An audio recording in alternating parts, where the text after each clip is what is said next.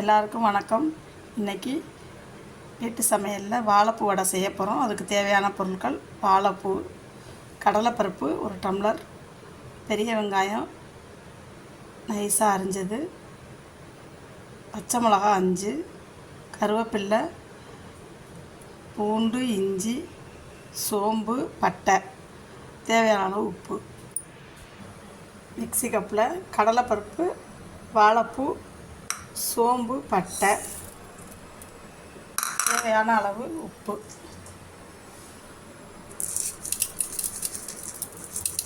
போட்டு நல்லா அரைச்சிக்கணும். அதுக்குன்னா ரொம்ப நைஸாக அரைக்கக்கூடாது, கொஞ்சம் குறைன்னு அரைச்சிக்கணும். கொஞ்சம் அரைச்சிக்கிட்டு இந்த இஞ்சி பூண்டு தான் போட்டுக்கணும்.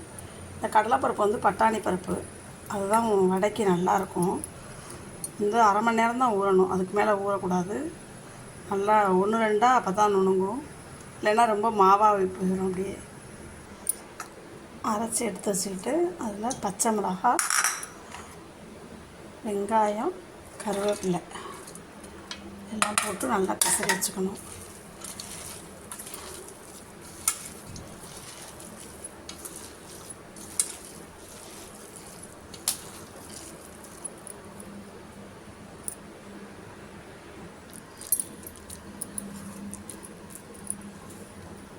நல்லா பெசரி வச்சுக்கிட்டு உருட்டி வச்சுக்கணும்.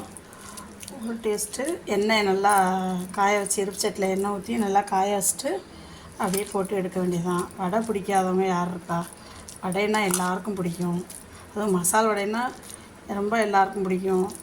ஆனால் இந்த இது வந்து நீங்கள் பட்டாணி பருப்பில் செஞ்சால் டேஸ்ட்டாக இருக்கும். கடலைப்பருப்பையும் செய்வாங்க, ஆனால் கடலைப்பருப்புலேயே பட்டாணி பருப்புன்னு இருக்கும். அதை வாங்கி செஞ்சிங்கன்னா இன்னும் டேஸ்ட்டாக இருக்கும். நீங்களும் செஞ்சு பாருங்கள். இதை இப்படி தட்டி வச்சுட்டு அப்படியே எடுத்து போட்டுடலாம். இருப்பு சட்டி காய வச்சுட்டு பொரிக்கிறதுக்கு அளவுக்கு எண்ணெய் ஊற்றிக்கணும். எண்ணெய் நல்லா காயணும். எண்ணெய் காஞ்சிருச்சு, வடையை போட்டுருவோம்.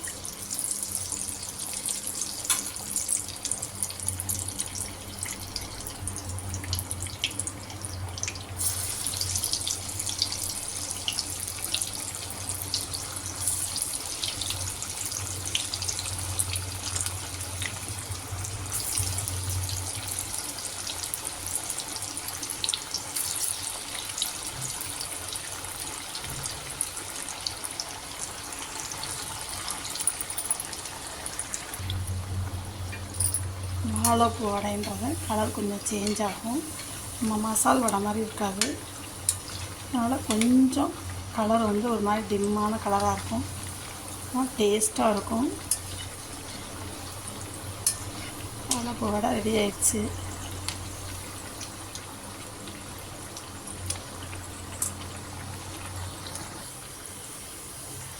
வாழைப்பூ வடை ரெடி ஆயிடுச்சு. நீங்களும் செஞ்சு பார்த்து எப்படி இருக்குன்னு சொல்லுங்கள். ஷேர் பண்ணுங்கள், லைக் பண்ணுங்கள், கமெண்ட் பண்ணுங்கள், சப்ஸ்கிரைப் பண்ணுங்கள். தேங்க்யூ.